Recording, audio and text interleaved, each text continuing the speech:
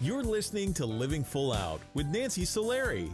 As a life coach, Nancy can teach you how to stay strong under pressure and work through challenges you face. Being legally blind, Nancy inspires others to be resilient in overcoming obstacles and live full out. You can ask Nancy for advice in your life on relationships, finance, business, health, and more. Just call in at 800-333-0001. Once again, that's 800-333-0001. Now, here's Nancy. Hello and welcome to the Living Full Out Show. My name is Nancy Solari, and today we're going to be talking about how to be resourceful in our life when things are not going the way we plan, or if we have a plan and then it goes off-roading and off charts and it's just not the way we designed. How do we get resourceful? How do we utilize the time, the people, even the skills that we have in our life so that we can get ourselves back on track and attain the vision and goals that we have for ourselves? So we're going to be talking about that. We're also going to have our inspirational guest, Teresa Sullivan, in our next segment. And her story is one that's not only inspiring, but it's educational on what it's like being diagnosed with AIDS and HIV and then living with that condition. So you don't want to miss that one. Also, if you have an inspirational story that you'd like to share with our audience, we'd love to hear from you. Please reach out to us at connect@livingfullout.com. The show is based upon your stories and educating and motivating each other each week. Now, if you have questions on today's topic, if you want to become more resourceful in your life and you're not sure how or where to turn, reach out to us again at connect@livingfullout.com. Again, that's connect@livingfullout.com. And if you want to hear today's show again, make sure you go to livingfullout.com. Just click on our radio show tab, and all of our episodes will be waiting there for you. I know that I get emails from listeners who really appreciate the fact that they can go back and listen to an interview again because they're inspired the first time, yet they want to be re-motivated. So there you go. Now, when we talk about resources, the first thing you want to consider is admitting what's not working. And so over the course of today's show, really hone in your life what changes need to be made so that we can give you the right resources to overcome those hurdles. Now, I'm getting word from our producer that we do have a caller on the line. We're going to go say hello to them. Hi, welcome to the Living Full Out Show. Hi, Nancy. Thanks for letting me call in. Well, thank you for calling in. How can we help you today?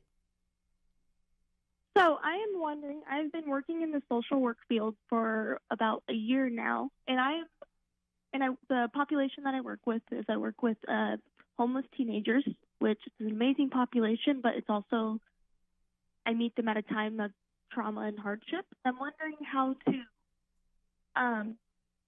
be able to separate work from like my personal life and school with that deep emotional impact. You know what? That the teens have. Yeah, I'm so glad that you're asking this question because sometimes in life we have to compartmentalize. And it's not because we don't want to blend the worlds, obviously your volunteer or your work with the homeless or, other areas of your life, how you relate to your family, people that you might be dating, your career outside of the volunteer work. So it's a really important question, and it kind of folds into self-care. One of the things you want to consider is when you're in that role and you're motivating and you're supporting these teams, you just want to give 110% of yourself as much as you can in that moment and really be there with them and stand beside them, not behind them, not in front of them, but right there beside them, and be a soft place for them to fall, be that person that they can turn to for resources. Now, when your shift is over, when you get in your car or you take the bus or you're kind of leaving the work environment, then you have to find some way to switch the energy. That might be listening to a song on your phone or any recorder that kind of gets you excited or gets you motivated into the next phase of your day. So like for me, sometimes I'll be coaching and it'll be heavy call after heavy call, and then I have to go into the mode where I have to maybe prep a speech or I'm working on the radio show and I have to switch that heaviness. So I'll turn to a song that inspires me. I'll find one that lifts me up, or I'll find one that, takes me to a time that gets me in the right mindset. of my life. And so you want to consider that as well. Sometimes it could also be when you get home, first thing you do is jump in the shower, warm shower, cold shower, whatever you want. That also can switch the energy. Sometimes it's as simple as having a beverage, drinking something. A lot of times when we're stressed and we're anxious, our mouth gets dry, you know, our throat can get tight, our whole body can get stiff. And so you want to stretch, you want to have a beverage. You just, again, it's all about changing the energy, allowing yourself to step into a different mindset. Have you tried those avenues?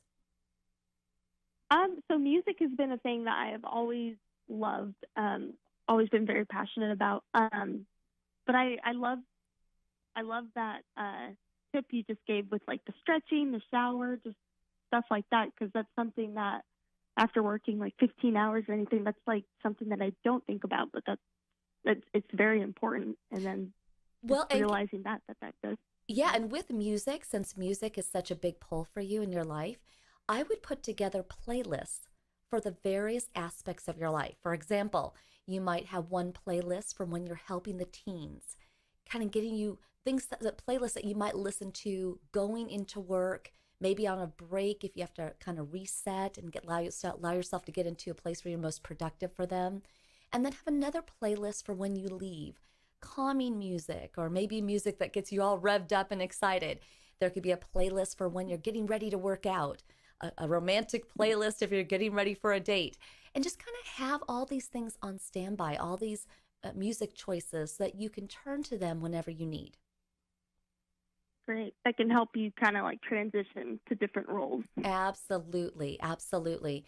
And then the last suggestion I do have for you is, rather than harboring all of the anxiety, the stress, the stories in your mind, obviously a lot of the women that you encounter or teens, it's confidential what they say to you, so you can't get into specifics, but everybody needs a coach. Even I have coaches that I turn to.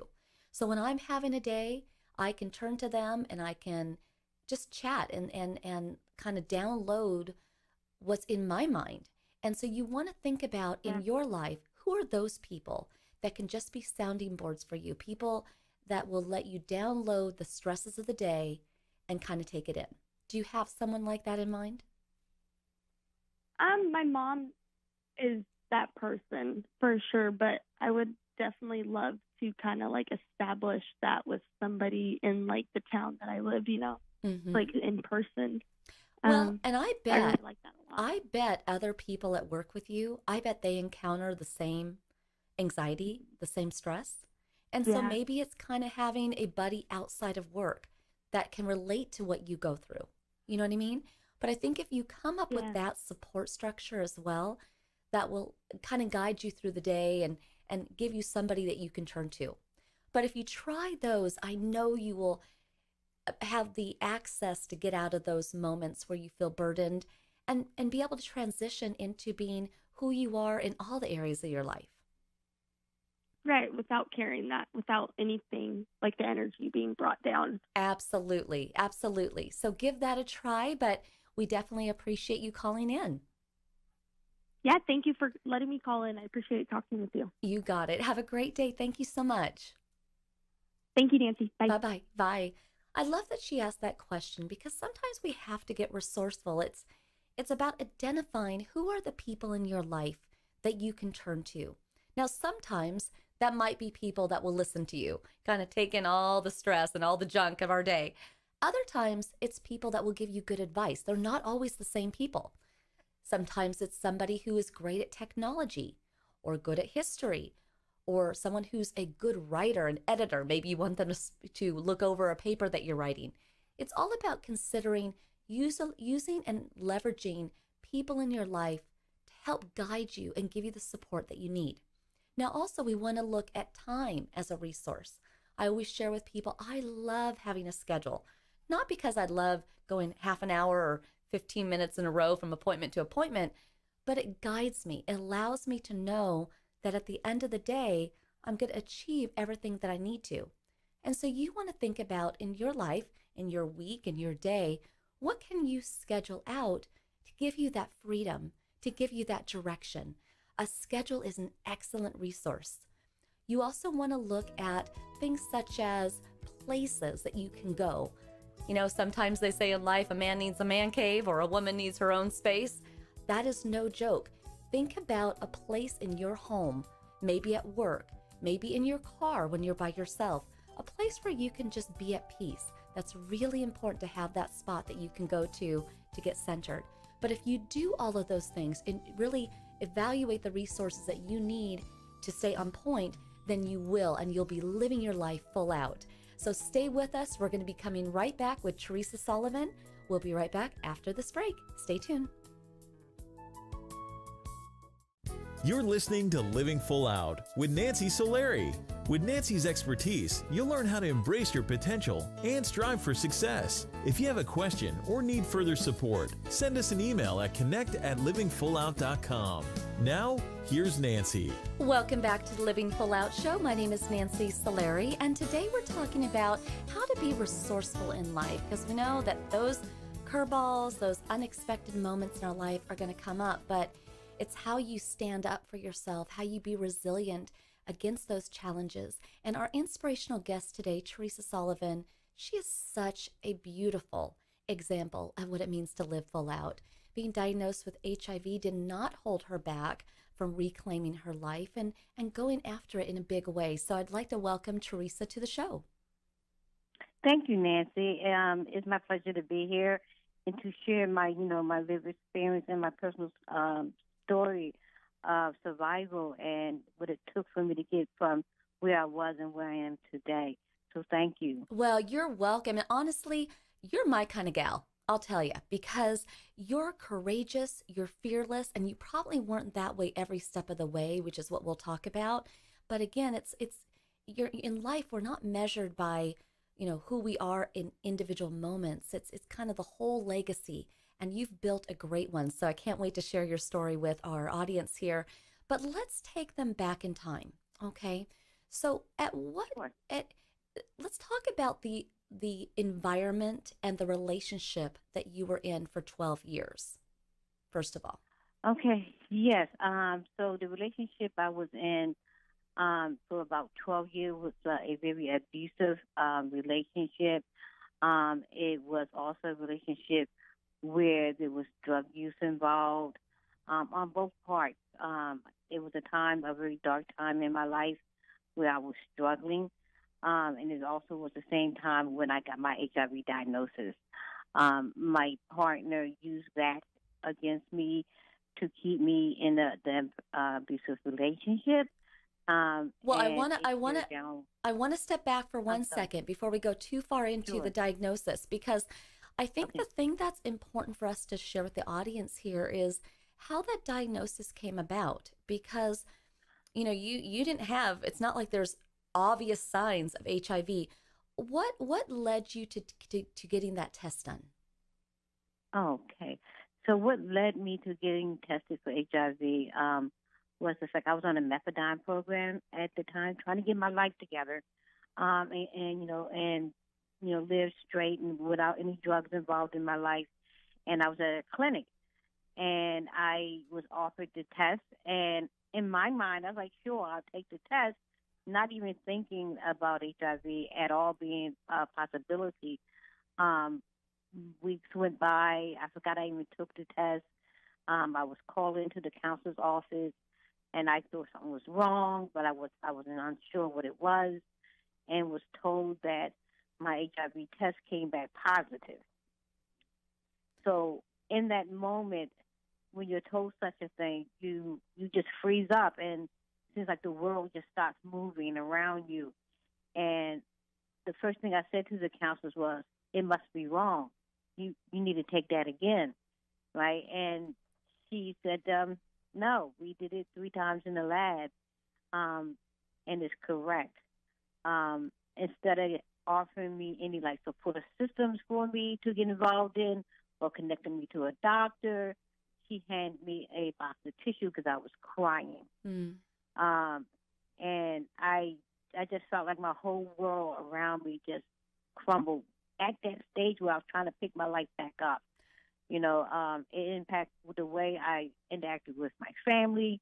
how I felt about myself and my self-esteem. I was trying to build that back up, and it just knocked me back down. Well, and I I'm just just cried. curious, and I'm curious, Teresa, because in that moment, did you wonder if you received this HIV from your own drug use, or did you immediately think of your partner and perhaps you got it from him? I immediately thought from my partner, Hmm. and because he never got tested, he claimed he got tested, but I never seen the results. And then I was in between. Okay, maybe it was the drug use, maybe it was my partner. I didn't have a clue. Hmm.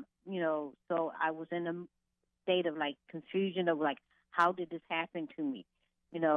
What part did I play in this?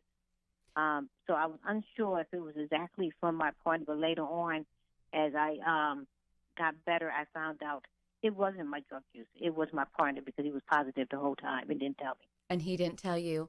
And And he as didn't tell me. you, I know that whenever anybody is given a diagnosis, I remember even when I was diagnosed with RP, my blindness, I can appreciate that moment where you're frozen and you're not sure what to do. And I know for you, there was about a good year in there where you were in denial that this was even happening. But as you started to tell people, did you find that people were supportive, or did you find that stigma of So HIV and AIDS, that it was real, that you felt that people were treating you differently? So when I began to tell people, the first people I did tell about my diagnosis was family. Um, for me and my family, because HIV wasn't something new in our family, I had several relatives that passed away in the 80s. I had a sister who had lost her fight to AIDS diagnosis. And when I told my oldest sister about it, I was in the hospital because I tried to kill myself Hmm. because I thought I was like, that was the only last thing for me to do, like I couldn't live with this. And fortunately, I didn't die, and I called her and told her, and she supported me through it. But in the community of like disclosing about your status back then, and I'm talking about the 90s, it was hard, right? Because there was a lot of stigma about being positive. You must have did something wrong. You deserve this, or the one that I hear back then was God's punishing you because this is your punishment because you wasn't living your life right. So there's a lot of stigma back then, and right to this day, is still a lot. Yeah. Stigma that's what keeps people from getting tested and staying in care. Yeah, and I imagine that is just so heavy and frustrating when you know that this is a diagnosis that could kill you, and you've seen it even in your own family. It's like the last thing you need is people to treat you differently, and to allow that stigma to kind of wash over you and make you feel so bad about yourself that you decided to try to commit suicide, which we're Mm. so glad that you did not. And we're going to be coming back into, we're going to go to a commercial break and come back in a second. But I think one of the things I want to focus on when we come back is just, again, the signs. What as a whole could we look out for? Because I know for you, it almost felt like the flu. And so I want you to kind of stay with us on that. And when we come back from the break, that's where I'd like to pick up. Because for everybody listening today, yes, Teresa is diagnosed with HIV, but that could be any of us. And it could be drug use. It could be a partner who doesn't know they have it. It could be so many reasons. And Teresa has so much knowledge on this because she deals with it every day. So I want Teresa to stay with us, and we'll come right back and continue on with your story. Okay? Okay. Okay. And so just consider the fact that we are talking about today how to be resourceful in your life. So apply the lessons learned from Teresa to your story, and we'll be right back after this break. This is Living Full Out. I'm Nancy Solari. Stay with us.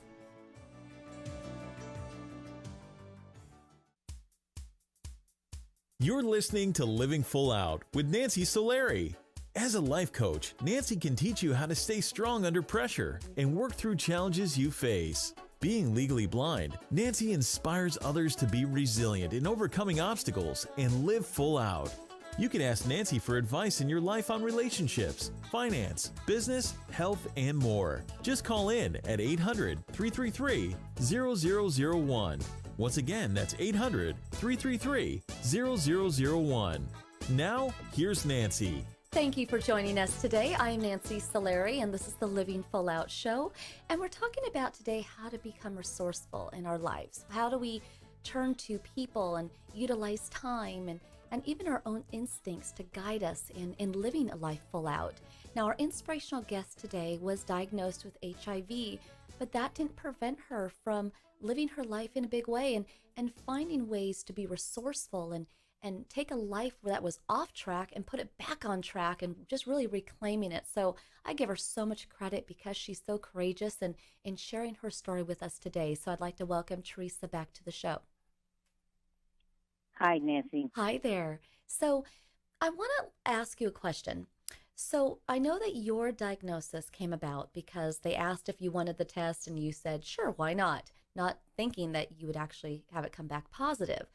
But for anybody else who does not get that test done because they're not asked, would there be any signs that people would recognize to know, well, gosh, maybe I should get checked out for HIV? Yes, Nancy. So for those who are not being offered the test, and want to know what's going on with them, the first time they want to get, and we ignore this sign a lot because it's like a flu system, like you have this bad cold or this bad flu, and for a couple of days, and it goes away, and then you feel normal, and you feel healthy, and you feel like everything's okay. And at that time, if you are positive and you don't know it because you didn't get the test or it wasn't offered to you, there's that opportunity for the virus to multiply inside your body and start to tear down your immune system. So that's one of the very first signs. There's another sign that is not so much happening today, and it was wasting, where a lot of people in the early part of the epidemic was losing their body mass in the facial structure and the bone structure, and it was, a sign like, hey, something's wrong. Maybe I should go to the doctor. So what I say to people, regardless if like you get a flu symptom or you think you're at some kind of risk of even having or coming in contact with HIV, that means if you're having unprotected sex with multiple partners, or you have a history and current history of drug use, or you just have some risky behaviors that can put you at a high risk of having HIV, you should, if no one's offering you that test, today you can ask for that test, and that test can be free at your local health centers. If you got a primary care doctor or a private doctor, well, you can ask for that test. Yeah, and that may be a scary test to ask for, but it could be life-saving. And the thing is, I would like for you to also educate us on the fact that, when you were diagnosed and when you were told that you had HIV, you actually had AIDS. And kind of give us understanding of what your numbers were and kind of what the difference is between AIDS and HIV and how one becomes the other. I'm so glad you asked that, Nancy, because there's a lot of confusion. What's the difference in having HIV and an AIDS diagnosis?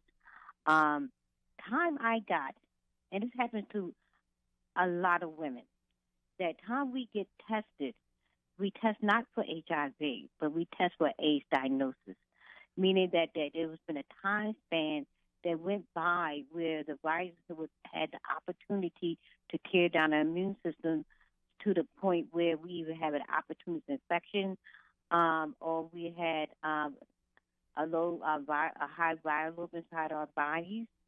And this happens to a lot of women because we test late.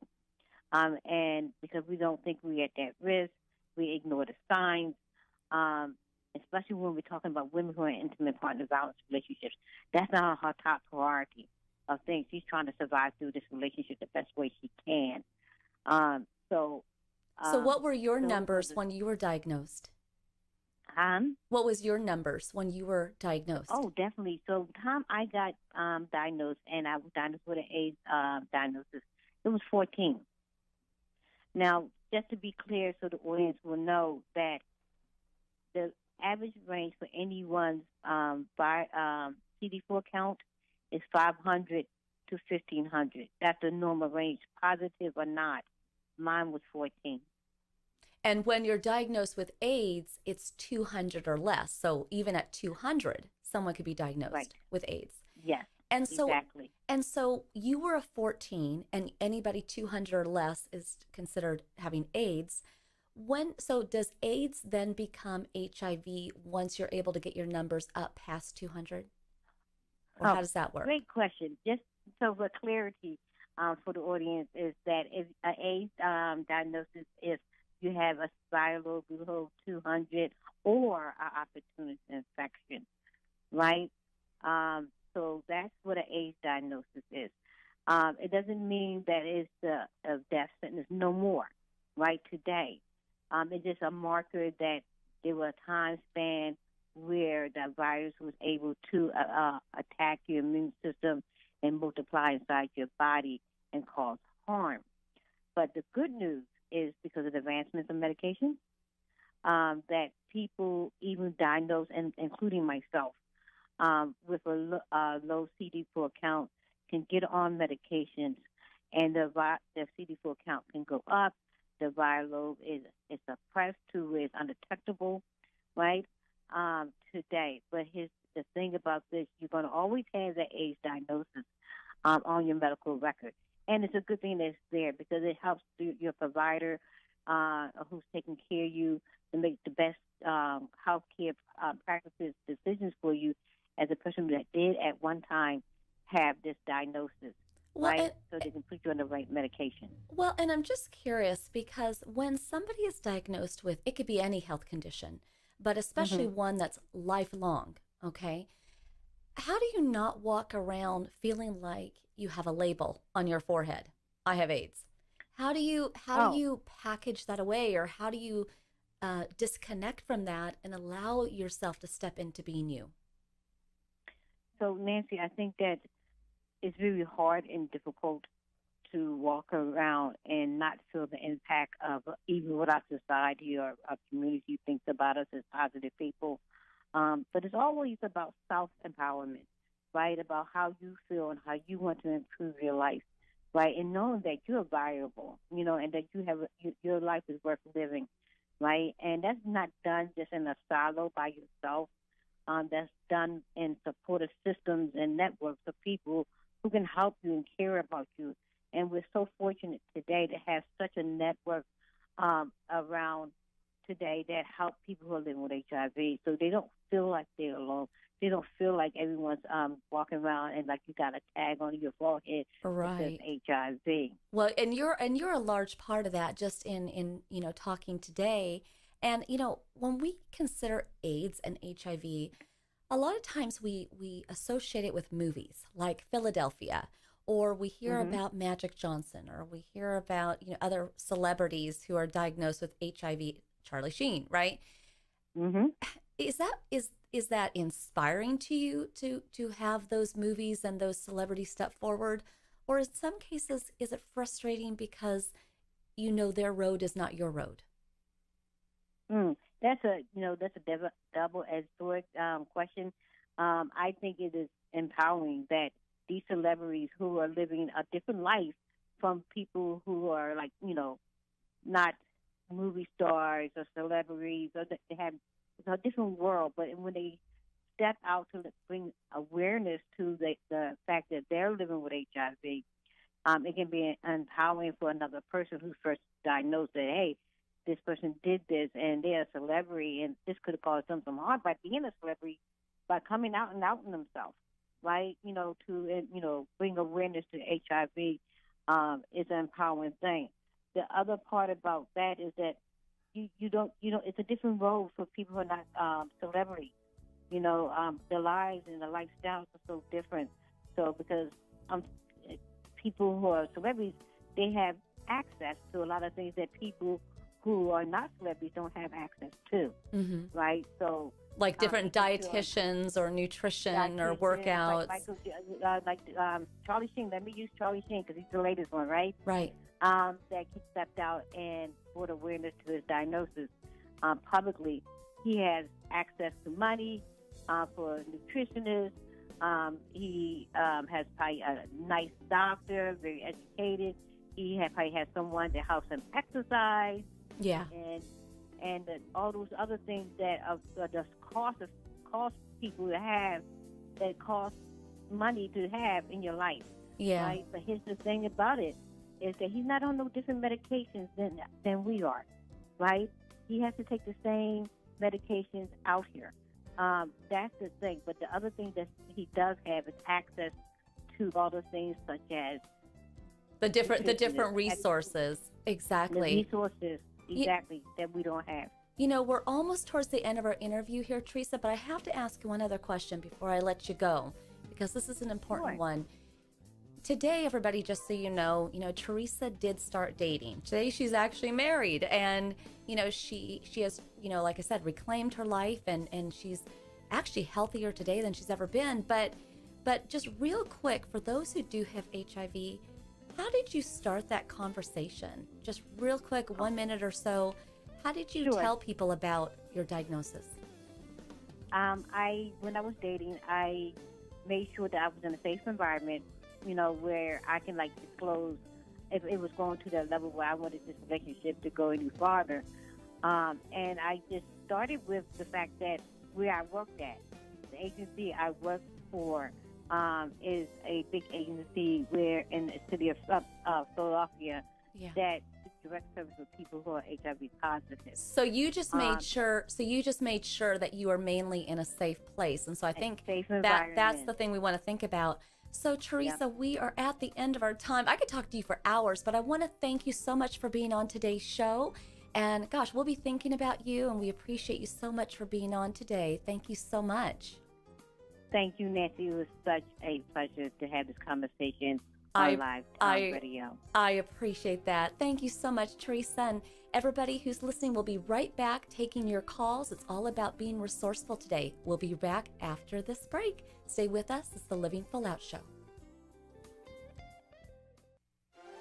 When you're encountering challenges in your life, you want to always remember to become resourceful.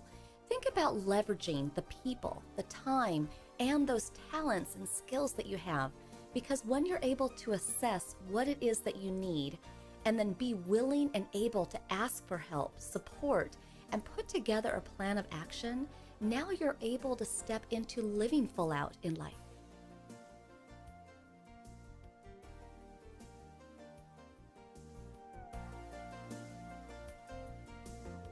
You're listening to Living Full Out with Nancy Solari. Nancy is here as a guide to show you how to rise above obstacles and savor each moment. If you have a question, call in live at 800-333-0001. That's 800-333-0001. And now, here's Nancy. And here we are again, Living Full Out Show. And today we are talking about how to be resourceful in life.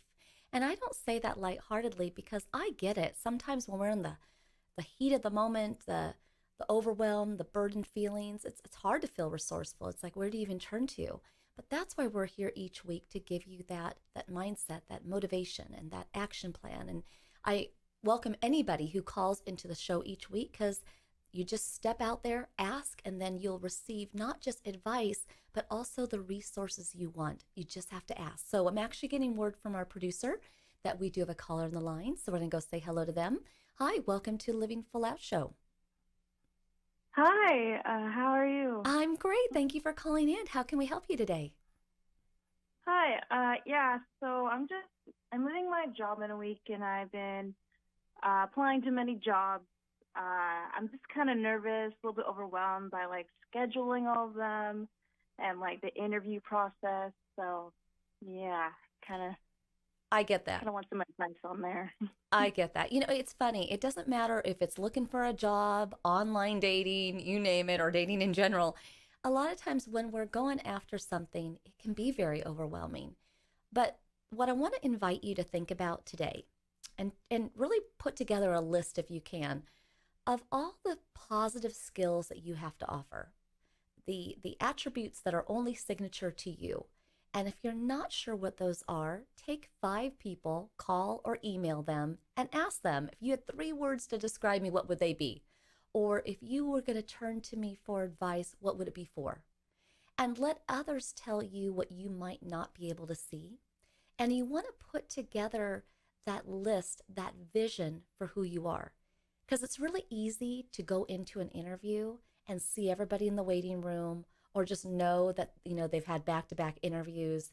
And you want to go in strong, standing tall, not feeling like you're a number, but that you're a unique signature you. So what would you say is one of your skills or one of your talents or attributes that only comes from you, that they can't find in anybody else? I'm always just curious to learn like new things. I'm very like tech savvy, so I like just playing around with like different types of tools online. Okay. Do you think a company would benefit from someone like that? Yeah, definitely, since there's always new like technology coming out. So I feel like that'll be and what's another positive? Give me one more. I'm really patient. Okay. I can I can help people with their problems, and then have patience to keep listening to them and that type of thing. Perfect. And so here's what I'm suggesting. Just like how I just said, give me one, give me two, and you were coming up with an answer. The first one, out of the gate, technology, you had right there. The second one, patience, you had it, but you had to kind of think about it. This is why you want to put together that list. And when you put together a list of the skills and talents that are signature you want to put a story or a reference to them, ideally in a career perspective, so that you can just rattle these off super easy. Because you want to go in there and you want to say, listen, I'm not saying this from a egotistical way, but honestly, I am passionate about what you do. I know I could do what you want, and this is why. Just be ready to go, okay? And the other thing I want to share with you is when you're at home and you're emailing, or faxing, mailing off these resumes and cover letters, I believe, honestly, give it a kiss for good luck. Say a little prayer, whatever you want to do. And make sure that rather than having a generic cover letter, you do customize it. In the first sentence, second sentence, say something unique and special about the person you're meeting with or the company you're applying to work for, because they will read that and that will hit home to them, and that will keep them reading. If everybody else just puts together that generic cover letter where they kind of go on and on and on about themselves, everybody knows that's just a copy-paste situation. Make yours unique and special. But I do believe if you do that, you will be a standout. You already are, right? Yeah. That doesn't sound very positive. Are you? Yes. Yes. I am. Yes. And that's the thing, that confident you. Say yes, put together that list of things that are signature to you, kiss your resumes for good luck, send them out there. And I know you won't be without a job for long, but it's not about just finding a job. It's about finding a career that you love. Okay. And I know you will. So thank you so much for calling in today. Welcome. Thank you. Bye-bye. And I want to say thank you to all the guests who called in today to the show, because it is about getting resourceful, putting yourself out there, figuring out who are we? What do I have to offer to people? And that could be for a career, dating, who knows? But that's what being resourceful is about. Looking at yourself in the mirror, being honest about what you need to change, but also relishing and appreciating what you're good at. It's all about living full out. Our entire Living Full Out family thanks you for listening today. We got Aaron and Rich and Riley and Amanda and everybody who's dedicated to assisting you in living your life full out. Have an amazing day.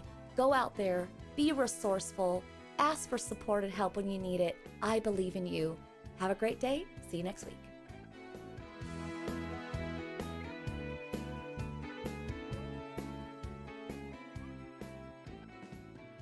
Thank you for listening to the Living Full Out Show with Nancy Solari. To learn more about this program, visit livingfullout.com for the latest episodes. Connect with the Living Full Out community by following us on Facebook, Twitter, Instagram, and subscribing to our YouTube channel. If you have an inspirational story you want to share, email us at connect@livingfullout.com. Here's to you, living full out.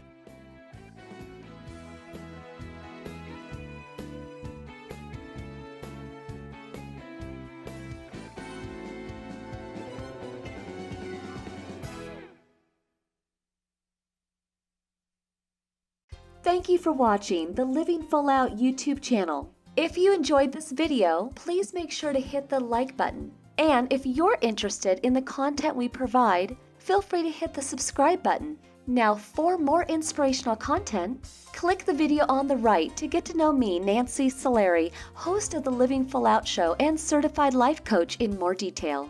Click the video on the left and you'll be motivated by the Living Full Out radio show and our inspirational guests and callers. Keep in mind, we welcome your comments. If you're empowered, let us know. Feel free to leave a comment. We would enjoy hearing from you. And here's to you, living your life full out.